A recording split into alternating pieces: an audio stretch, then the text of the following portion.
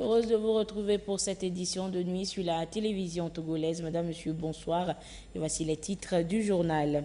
Le pari partenariat public-privé est une véritable stratégie gagnante. Les différents programmes soutenus par la synergie État-secteur privé portent des fruits à découvrir dans cette édition. Ambiance des grands jours en pointe de solennité ce mardi à l'Assemblée nationale pour l'ouverture de la première session ordinaire de l'année.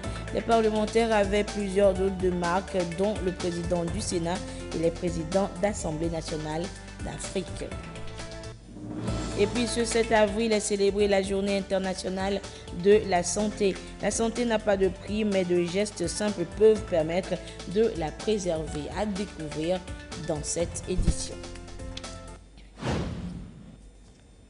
Voilà pour les titres de cette édition. Le partenariat public-privé s'affirme désormais comme un pilier de l'action publique togolaise. Ce choix opéré par le président du Conseil fort Esozimna Nyasingbe s'impose progressivement comme une méthode, un esprit, une promesse. Conjuguer l'ambition de l'État, l'agilité du secteur privé et surtout l'intérêt général des populations. Et les résultats sont déjà visibles dans plusieurs secteurs clés. Et que cela nous en parle. Selon l'évaluation CPI 2025 de la Banque mondiale, le Togo obtient un score global de 3,8 sur 6, supérieur à la moyenne subsaharienne. Sur 40 pays africains évalués, le pays se classe 6e. Cette performance repose sur des avancées notables en matière d'inclusion sociale, d'équité, de mobilisation des ressources et de gestion économique impulsées par le président du Conseil, Faure Esozimna Nyasingbe. Le Togo se distingue également dans le classement Business Ready de la Banque mondiale qui évalue le climat des affaires et l'investissement. Cet indicateur qui remplace Doing Business mesure la qualité de la réglementation, l'efficacité des services publics et les performances opérationnelles des entreprises. Sur le volet climat des affaires, le pays se classe 3e en Afrique. Les réformes engagées ont considérablement facilité la création d'entreprises. Les coûts sont passés de plus de 260 000 francs CFA à environ 30 000 francs CFA avec des délais fortement réduits. Cette bonne notation s'explique par la constance des réformes menées. Le Togo a fait le choix d'une gouvernance économique fondée sur la discipline budgétaire, la transparence et la modernisation de l'action publique. Des orientations qui renforcent la résilience de l'économie, soutiennent la croissance et rassurent les partenaires techniques et financiers tout en consolidant la confiance des acteurs économiques nationaux. Les institutions économiques jouent un rôle central dans cette dynamique. Leur action permet à l'État de mieux planifier les investissements, de financer les politiques sociales et d'accompagner les secteurs productifs. Ces performances ont des retombées concrètes sur le quotidien des populations. Les politiques économiques soutiennent l'entrepreneuriat, favorisent l'emploi et dynamisent le secteur privé, offrant de nouvelles opportunités aux jeunes et aux femmes. La reconnaissance internationale du Togo repose également sur la cohérence entre les décisions politiques et leur mise en œuvre.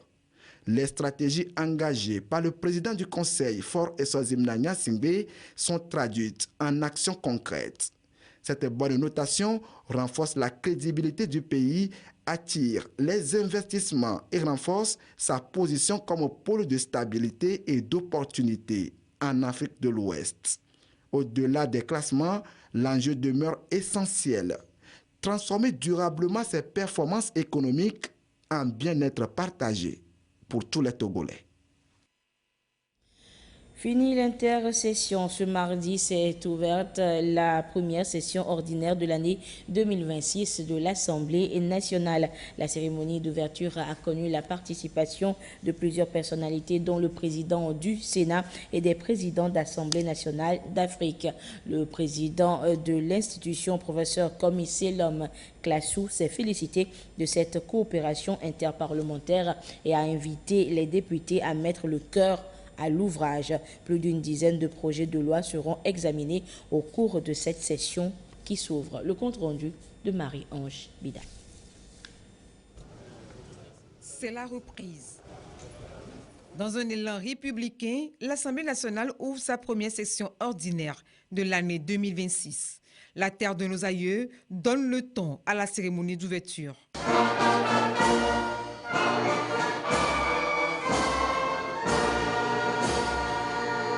La séance présidée par professeur Komisselom Klassou, président de l'institution, est rehaussée par la présence de plusieurs personnalités et invités de marque, notamment des présidents de chambres sœurs du continent. Présents au Togo dans le cadre de la 17e conférence des présidents d'assemblée et de section de la région Afrique de l'APF. La francophonie parlementaire doit être un espace d'anticipation, d'innovation et de proposition. Elle doit aussi être un levier pour accompagner les transitions en cours, notamment en Afrique, qu'il s'agisse de transitions démocratiques, économiques ou environnementales. Je souhaite saluer ici les efforts constants de l'Assemblée nationale du Togo pour renforcer ses capacités institutionnelles, moderniser ses outils de travail et promouvoir une gouvernance inclusive. Ces initiatives témoignent d'une volonté affirmée de consolider l'ancrage démocratique et de rapprocher l'institution parlementaire des citoyens. La présence de ces hôtes de marque à cette ouverture de session est une invitation à renforcer le dialogue et la coopération interparlementaire.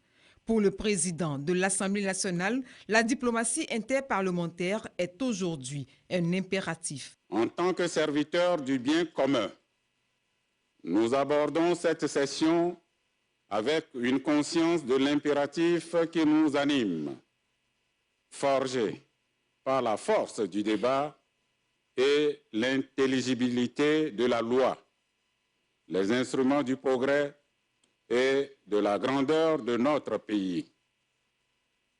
Cette mission est la clé de voûte de la démocratie parlementaire moderne que le Togo a souverainement embrassée le 6 mai 2024.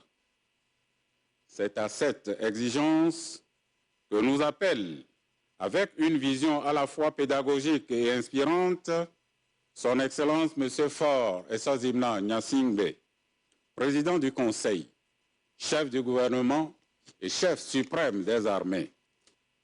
Il nous appartient de donner corps et vitalité à cette démocratie parlementaire, de l'irriguer par la qualité de nos délibérations et l'élever au rang du système politique exemplaire pour les générations futures.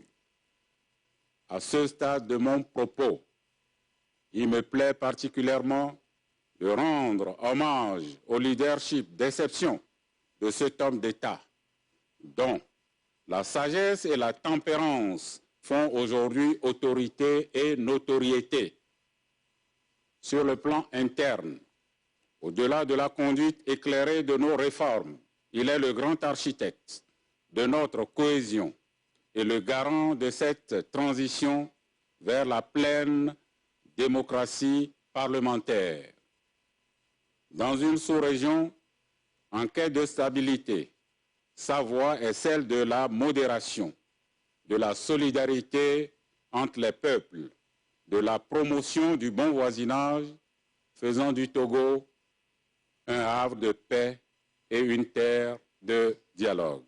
Au cours de cette session qui débute, 13 projets de loi seront examinés et adoptés pour répondre aux besoins et exigences des populations togolaises. Parmi ces projets de loi, je tiens à souligner quelques priorités majeures. Le projet de loi relatif au développement de l'écosystème d'innovation au Togo. Le projet de loi portant création et gestion des aires protégées. Projet de loi portant protection du droit d'auteur, des droits voisins et des expressions du folklore. Ces projets de loi, parmi d'autres, sont autant d'occasions pour notre Parlement de jouer un rôle moteur dans la transformation de notre pays.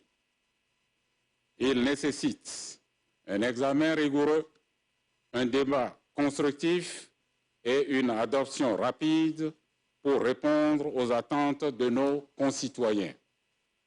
En portant la voix de nos concitoyens au-delà de nos frontières, nous renforçons les fondations d'une paix durable et d'une prospérité partagée. Parce que là où les gouvernements négocient, les parlements, eux, fraternisent pour l'intérêt supérieur de l'humanité. La première session ordinaire de l'année s'ouvre le premier mardi du mois d'avril, conformément aux dispositions de l'article 12, alinéa 1er de la Constitution. Les députés seront à la tâche pendant les 3 prochains mois. Et plus d'une dizaine de présidents d'assemblée ont pris part à cette première session ordinaire de l'année 2026 de l'Assemblée nationale. Tous ont exprimé leur satisfaction d'y être conviés et au-delà d'une simple invitation, ils y voient un véritable acte de solidarité visant à renforcer les relations interparlementaires. Ekwe Sala. Dans ce pays qui est aussi le nôtre. À la tribune de l'Assemblée nationale, les interventions se succèdent, portées par un même élan, celui d'une Afrique parlementaire plus unie et plus engagée. Face aux élus du peuple, les présidents d'Assemblée invités saluent la qualité de l'accueil, mais surtout la portée de cette première session ordinaire 2026, perçue comme un véritable cadre d'échange sur les défis communs du continent. La représentation nationale du Bénin, avec les représentations nationales sœurs, compte œuvrer pour qu'ensemble, au sein de notre sous-région, nous traitions les questions avec dignité, avec responsabilité et avec sérieux. C'est avec espérance que l'Assemblée nationale du Bénin se met à vos côtés pour œuvrer pour une diplomatie parlementaire renouvelée. Notre présence ici n'est pas un simple geste protocolaire. Elle est l'expression tangible d'une coopération renouvelée, d'un engagement partagé face aux crises régionales et mondiales. Que cette session ordinaire donc soit un exemple éclatant de dialogue constructif, de fraternité renforcée et de coopération dynamique. Que la Mauritanie et le Togo continuent à marcher main dans la main, guidés par la vision éclairée de nos présidents, animés par la passion de la paix, de la justice et du développement durable par nos peuples. L'Assemblée nationale de Côte d'Ivoire est honorée d'être à vos côtés en ce jour si important pour votre institution. Elle est là par amitié pour le Togo et le peuple togolais. Elle est là par la fidélité à une histoire commune. Elle est là aussi par conviction, parce qu'elle sait que des parlements forts, ouverts et respectés sont l'un des fondements de la stabilité, de la confiance et du progrès des nations. Et c'est pour cela que nous attachons tant de prix au renforcement des liens entre nos deux institutions. Je forme donc le vœu que cette session ordinaire soit féconde dans ses travaux, utile à votre Assemblée, utile au grand peuple togolais, utile à l'amitié partagée de nos deux républiques. Au-delà des discours, c'est surtout un message de solidarité et de convergence des actions qui a dominé les interventions. Une volonté affichée de mutualiser les expériences et de construire des réponses communes face aux enjeux économiques, sécuritaires et sociaux. Un véritable moment d'engagement pour nombre d'intervenants au service de la diplomatie parlementaire. La diplomatie parlementaire s'impose aujourd'hui comme un levier structurant de l'action internationale. Elle permet d'articuler dialogue politique, la coopération institutionnelle, le dialogue des peuples, surtout la prévention des crises dans une approche intégrée. Que notre rencontre de Lomé contribue à approfondir la confiance qui nous unit, à renforcer la qualité de notre dialogue et à consolider notre volonté commune d'agir ensemble. Sur le plan de la diplomatie parlementaire, la 7e législature, que j'ai l'honneur de présider, a mis en place dès son installation en mai 2021 le groupe d'amitié interparlementaire Centrafrique-Togo. Je ne doute pas qu'une telle structure existe déjà au sein de votre Assemblée nationale. Sinon, il serait temps de la créer afin qu'au-delà de l'harmonisation des points de vue sur le plan purement régional, à travers l'Assemblée nationale de la francophonie, que nous puissions établir et consolider nos rapports dans ce domaine sur le plan strictement bilatéral. Je voudrais réaffirmer la ferme volonté de l'Assemblée nationale de la République démocratique du Congo de renforcer sa coopération parlementaire avec l'Assemblée nationale togolaise à travers notamment les échanges d'expériences, la diplomatie parlementaire, le partage de bonnes pratiques législatives et la promotion des valeurs démocratiques. Ainsi, nous émettons le vœu de voir les deux chambres créer dans les meilleurs délais un groupe d'amitié interparlementaire RDC-Togo. À travers ces échanges, Lomé confirme ainsi son rôle de carrefour du dialogue interparlementaire africain et semble baliser la voie d'une coopération plus renforcée sur le continent. Les acteurs des sous-secteurs de l'agroécologie et de l'agriculture biologique veulent contribuer à la souveraineté alimentaire au Togo. Ils sont donc réunis en forum depuis ce matin à Lomé. Il s'agit d'une plateforme d'échange et de partage en vue d'une synergie d'action pour la promotion d'une agriculture résiliente et respectueuse de l'environnement. Gabriel Aïna. Ils sont venus d'un peu partout au Togo, membres responsables d'organisations et d'institutions de promotion de l'agroécologie et de l'agriculture biologique.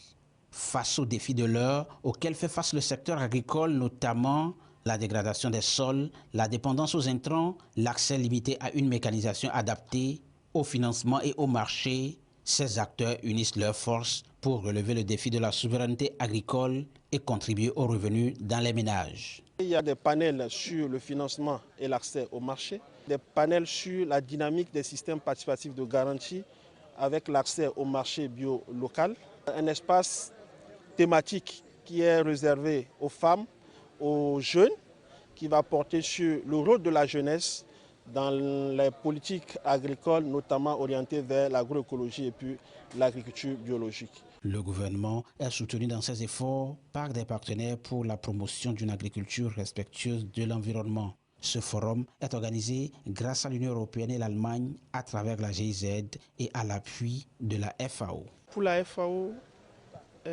c'est une grande opportunité de participer à ce forum, de le financer, mais surtout de faire venir des acteurs qui bénéficient de nos interventions et des interventions des autres pour échanger. Il faut des forums comme ça pour continuer à sensibiliser les gens parce que notre nourriture doit être en même temps notre médicament. Pour le ministère, ce forum vient ainsi renforcer les actions déjà en cours. La mission du ministère de l'Agriculture, c'est d'assurer aussi bien la disponibilité des produits en quantité et en qualité. Nous sommes toujours avec ces acteurs pour passer du niveau actuel à une échelle soutenue qui est vraiment recherchée pour améliorer les conditions de vie et des acteurs et des consommateurs et également surtout les jeunes et les femmes qui constituent les couches vulnérables dans notre pays. Le ministère en charge de l'agriculture a témoigné la gratitude du gouvernement aux partenaires pour leur soutien. Une visite des stands dressés à l'occasion de ce forum a clôturé la cérémonie de lancement. Les parties prenantes y ont découvert les produits et savoir-faire des participants. L'Université de Lomé accueille depuis ce matin, et ce pour 3 jours, un colloque international. Des experts et universitaires sont ainsi réunis pour débattre des concepts de la communication au profit de la restauration des écosystèmes forestiers et de la justice climatique en Afrique. Nada Ibrahim pour des précisions. Face à l'urgence climatique, restaurer les paysages forestiers n'est plus une option, mais une nécessité stratégique. Mais encore, faut-il en savoir parler? Le colloque international sur la communication au service de la restauration des écosystèmes forestiers et de la justice climatique en Afrique entend justement relever ce défi. Au cœur des échanges, le rôle clé d'une communication claire, accessible et adaptée pour susciter l'adhésion. Car mieux informer, c'est mieux mobiliser autour des questions environnementales. Il ne s'agit pas ici de proposer des prêt-à-porter en termes de communication, mais il s'agit justement d'orienter les réflexions sur les meilleures stratégies pouvant permettre d'adapter la meilleure communication pour des résultats probants selon les circonstances et les acteurs en jeu. Plusieurs communications multidisciplinaires vont meubler les travaux avec une contribution issue de divers domaines scientifiques et techniques. Il y a une conférence inaugurale, nous aurons des communications qui se dérouleront en atelier durant les 3 jours, 2 tables rondes et ensuite nous allons matérialiser ces analyses tout au long du colloque dans ce qu'on appelle les actes du colloque, qui sera donc un ouvrage et qui va vulgariser tout ce qui aura été tiré comme leçons, propositions. Les officiels n'ont pas manqué de souligner les efforts remarquables du Togo en matière de préservation de l'environnement. L'Université de Lomé, pour sa part, réaffirme son rôle de référence scientifique dans la recherche de solutions durables. Le Togo veut élargir l'accès au dépistage du VIH, faciliter le traitement du paludisme et maintenir plus fort le système de lutte contre la tuberculose dans les communautés togolaises. Et ceci nécessite du financement au-delà des efforts déjà consentis par le gouvernement. Et ce financement se fera grâce à l'appui du Fonds mondial. Et depuis ce matin, une rencontre de dialogue pays est organisée justement pour l'élaboration d'une demande conséquente de financement au Fonds mondial. Les précisions de Ulrich Amega. Une baisse de 10% de l'incidence du paludisme en 2024, atteignant 258 cas pour 1000 habitants.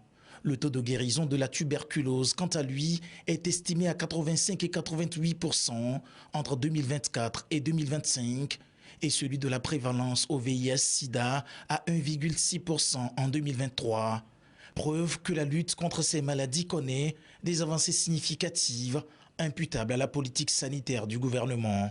Sauf que les défis sanitaires demeurent persistants et la mobilisation des ressources financières ne saurait attendre.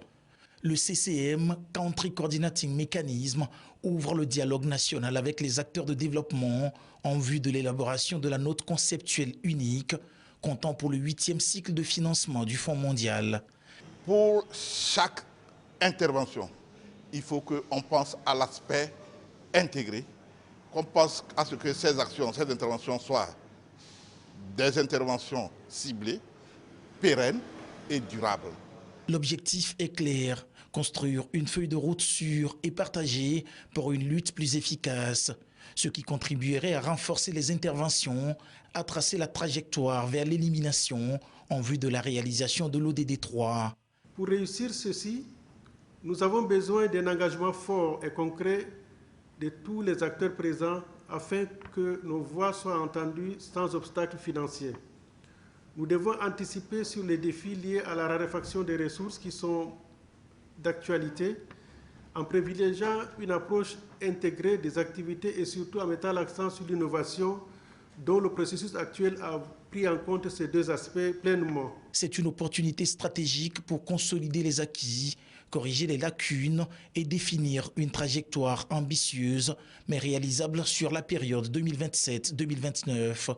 C'est pourquoi la politique nationale de santé à travers le plan national de développement sanitaire repose sur la vision d'un Togo où tous les individus, tous les ménages, toutes les collectivités bénéficient d'un accès à des services de santé promotionnels, préventifs, curatifs, adaptés à la qualité, sans aucune forme d'exclusion et où il leur est garanti un niveau de santé économiquement et socialement productif. Sur la période de janvier 2027 à décembre 2029, c'est une allocation financière de 84 840 627 €, soit plus de 56 milliards francs CFA, qui est accordée au Togo. L'enveloppe sera répartie conformément à l'orientation de la lutte par composante sur les 3 ans à venir. Renforcer la couverture sanitaire est l'un des défis majeurs du gouvernement togolais et c'est pour cela que des professionnels de la santé sont réunis depuis ce matin. Ils sont en discussion au sujet d'une assurance maladie complémentaire qui viendra appuyer l'assurance maladie universelle. Et l'objectif principal est d'améliorer l'accès aux soins pour tous. Marie-Thérèse Nabidi. Cadre public, professionnels de la santé et acteurs de l'assurance, en concertation, pour approfondir leurs connaissances et échanger sur les moyens de renforcer la couverture sanitaire. Une initiative portée par le ministère de la Santé, de l'Hygiène publique, de la couverture sanitaire universelle et des assurances. L'idée est de leur fournir les outils nécessaires pour concevoir et mettre en place une assurance complémentaire qui s'articule avec l'assurance maladie universelle et capable de répondre aux besoins spécifiques des populations. Les assurances complémentaires santé ont un rôle déterminant à jouer pour couvrir les prestations non incluses dans le panier de soins de base. Cependant, cette montée en puissance du marché de la santé impose de nouveaux défis de taille. Chers participants, le fruit de vos réflexions doit aboutir à des recommandations opérationnelles concrètes pour améliorer la gouvernance globale de notre système de santé et garantir une articulation fluide entre l'assurance obligatoire et l'offre complémentaire. Au cœur des discussions, le rôle de l'assurance complémentaire, son articulation avec le régime de base, mais aussi les défis liés à la définition des garanties, à la segmentation des bénéficiaires et à l'équilibre financier. Il y a la conception, la tarification. Moi, j'ai participé à la tarification de l'assurance maladie de base. C'est très technique. Le médecin est au cœur du dispositif. Il y a la fraude, il y a les cotisations. Il faut parler également de la soutenabilité sociale. Une rencontre qui prépare tous les acteurs impliqués à consolider la protection santé et à mieux accompagner les populations dans l'accès aux soins. Et ce 7 avril marque la journée mondiale de la santé. La santé n'a pas de prix, mais de petits gestes simples du quotidien peuvent permettre surtout de la préserver. Et ce soir, à l'occasion de cette journée, justement, la rédaction de la télévision togolaise nous rappelle ces gestes du quotidien qui sauvent. Et c'est dans le dossier réalisé par Étienne Douavou avec la voix de Marie-Thérèse Nabédé. Se laver régulièrement les mains et boire suffisamment d'eau. Des gestes banals en apparence, mais essentiels pour prévenir de nombreuses maladies. Pour avoir une bonne santé, ça ne nécessite pas toujours des gestes radicaux. Il est conseillé de boire 2 à 3 litres d'eau par jour. Ça permet de favoriser le bon fonctionnement de vos reins, de favoriser une bonne digestion et d'hydrater votre corps tout entier. Il est conseillé de se laver les mains avant de préparer ou avant de servir la nourriture. Après les toilettes, il faut se laver les mains. Après avoir éternué, il faut se laver les mains. Donc parfois, quand on sort, on serre la main à plusieurs personnes et quand on revient, il faut se laver les mains. Dans l'assiette aussi, les habitudes comptent. Manger sainement, privilégier les légumes. Autre habitude essentielle, l'activité physique. La sédentarité, souvent silencieuse, favorise les maladies cardiovasculaires. Dans votre alimentation, il faut qu'il y ait assez de couleurs. Quand vous allez au marché, il faut acheter des fruits ou des légumes qui ont plusieurs couleurs. Donc ça permet d'apporter une variété de vitamines et des antioxydants. Donc à côté, le sport, c'est un geste simple. Aujourd'hui, on ne fait plus le sport parce qu'on a le taxi-moto, on a la voiture. Donc, il y a une sédentarité qui ne dit pas son nom. Et avec le temps, on va développer des maladies du cœur et des vaisseaux. Il est conseillé de faire 30 minutes de sport par jour. Mais sinon, même la marche simple qui vous permet de transpirer, c'est une bonne chose. C'est conseillé de dormir 7 à 8 heures de sommeil. Le sommeil, lui aussi, joue un rôle clé. Les spécialistes recommandent de s'éloigner des écrans au moins 30 minutes avant de se coucher. Cela permet de mieux dormir et de mieux récupérer. Mais au-delà de la prévention, faire un bilan de santé au moins une fois par an est essentiel. Car des maladies comme l'hypertension, l'insuffisance rénale ou encore les hépatites évoluent souvent en silence. Et voilà, c'est sur ces rappels que se referme cette édition. Merci de votre fidélité à la télévision togolaise. Excellente nuit à toutes et à tous. À demain.